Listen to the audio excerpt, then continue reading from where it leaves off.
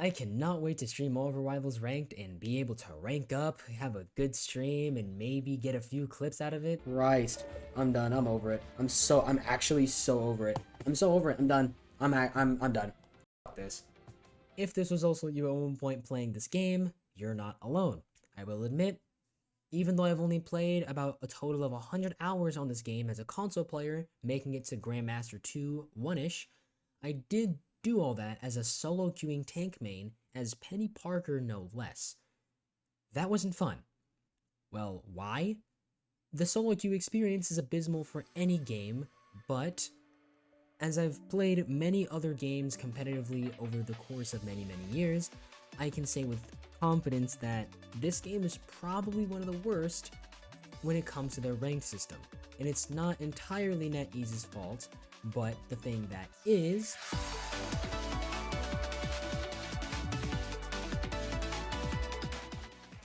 Now, the most controversial change I've seen in this game relating to ranked is that initially there was a flat rate of 21 points for a win and losing 17 points for a loss. This created a system that basically meant win more games than you lose. And that's not a bad system per se. Hitting a 51% win rate isn't hard for most people, but by Season 1.5, a lot of Grandmaster and higher players were not necessarily at the skill level needed to actually be at that rank, like the people who came before them. And they weren't wrong. So starting in Season 2, the rank system made it such that elo you gained and lost was actually based on your performance in that match. And personally, I think this is a much better system contrary to what other bigger streamers might say. If I was a DPS and tank player. The biggest flaw with this system is that it only really tracked kill-death ratios and not necessarily impact. So healers who got no kills but 34 assists only got plus 19, whereas the DPS, who didn't necessarily do all that great, but still had a pretty decent impact, would still technically get more elo gains for a given win and lose less for a given loss. And that's not the best way to go about things. Healers can still do 30,000 healing and still not go up by that much, and it kinda leaves them in the dust, hence why we end up seeing things like the healer strength like it was at the beginning of Season 2. And the solution for this is really simple. Just track healing in a really separate category, and if they didn't do that much healing compared to a given baseline, to be able to have a good, huge elo increase or a little bit of an elo increase and vice versa for the losses.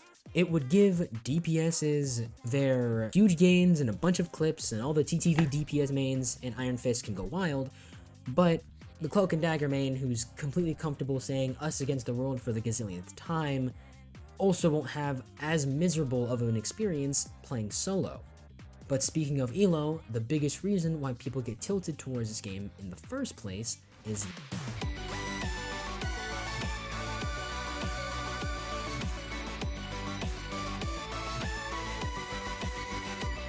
as a solo queuer, I get teammates of all kinds. Sometimes they're probably one of the best teams ever, and sometimes they're just not on their A game and we lose because they're a heal diff, or a tank diff, or a DPS diff, and that's fine to me. Aside from that, sometimes there's just some things that are out of our control, and I'll lose simply because I didn't have a team going into it. Since this is a team-based game, having a team to be able to communicate with, knowing your strengths and weaknesses, and knowing how to play around that is probably a godsend in my eyes, since I only play solo queue. Not to mention that it's just easier to be able to control the variables that you can't control. As a solo queue, you would think, oh, just go ahead and hop on the mic and start talking to people.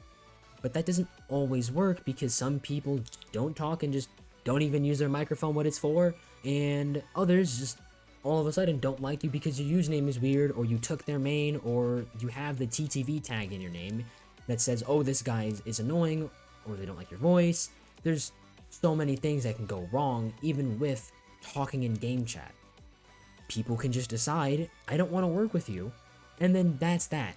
Unfortunately, unlike the first chapter, where the solution was just a little bit of programming knowledge and NetEase rolling it out in another update, The solution to this one is probably just having to go touch some grass and find some friends that are skilled enough to be able to play in whatever ELO lobbies that you're in. But that's much easier said than done. You still have the concept of synergy, where if you might have a team, I'm sure that anybody can look up a looking for group post on Discords, on Xbox's horrible looking for groups, and a bunch of other things, and be able to find a team, but that doesn't necessarily mean that the team in question will synergize with you. I've tried this many times before, reaching out in comment sections and whatnot, and fortunately many commenters did come to my aid, and for that, I thank you very much. However, playing with a bunch of people I've never known while they're making a bunch of inside jokes and stoner jokes, not really communicating in a ranked way, in more like a, oh, we're friends, so we'll probably just kind of pull it together kind of way, is still the same thing as solo queuing. The only difference is that now you just have a cacophony of voices in your head. And that's also not very good. If you want to stay solo queue, you can't really find a team, there is one more solution, and that is just learn a lot of heroes and flex as this game probably intended. But that brings me to my third point.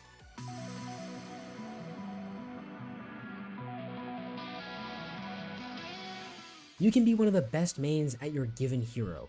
You can be the best Squirrel Girl, you can be the best Spider-Man, you can be the best Penny Parker, and you can be the best Invisible Woman. But if your team doesn't main heroes who don't complement your mains, then you can lose a lot more games than you realize. It is in fact more than just having a team or just being good in general. It is in fact game design. Game design sometimes will just not allow certain characters to come together, and you can argue just flex, but you cannot flex everybody. You can argue that maybe this one streamer with like 20 followers on Twitch that no one knows about has no life their way to lording every single character on this 30+ hero roster. But does that mean that they're as good as, say, a Strange who only plays Strange, Magneto, and Penny? Does that mean that they're as good as a DPS who plays just dives and specializes in these subcategories that this game offers? You can only really learn so much, and you can only take in so much information and practice on a consistent enough basis to the point where you can have all these heroes still be played at a high enough elo level consistently. I argue that you can probably have about 5 spread out across every single role. You can probably have 3 DPSs, 1 healer, and 1 tank, or any combination of those 3 roles, and you'll probably be able to play all 5 of those people at your given rank consistently. But if this one person has all these lords, that doesn't necessarily mean that they know how to play the character. So the solution of just learn more heroes also can't really work if you're a solo queue. So unfortunately, the solution for this is also just get a team, but I already talked about this in the last chapter, so I would just be repeating myself. Unfortunately, this is just easier said than done, and there's nothing much you can do about it, but that's okay. There is one thing you can do. If you can't find any teams, if you're just losing games and it's just not going well for you, the very last thing you can do is just not take your anger and your rage on your teammates. No one wants to be told they suck. Nobody wants to be called slurs because they're trying their best and maybe they're having a bad day, and you don't either.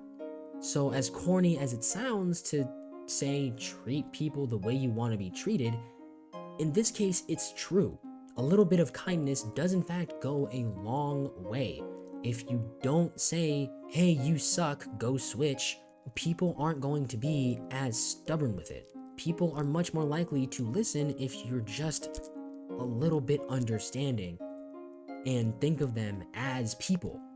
Again, as corny as that sounds, it is true. Now, I don't really have that much of a sphere on YouTube, so I know that my opinion is not going to get very far, and that's fine, but I have a platform, and I played this game and I'm really passionate about what I do here, so I would like to at the very least give some sort of suggestions, at least with the first chapter, since that's all I can really give, and I really hope that anyone watching this video does in fact get this advice and maybe use it at least for a week. You can go right back to calling people slurs after that week, but just know that it is okay. It is going to be okay if you lose. The game is going to be there tomorrow. So, put the controller down, take a breather, and just pick yourself back up and try again. If you want more rants that are much more unorganized, check out my Twitch. I rant way more often there anyway. I love you all, and goodbye, everyone.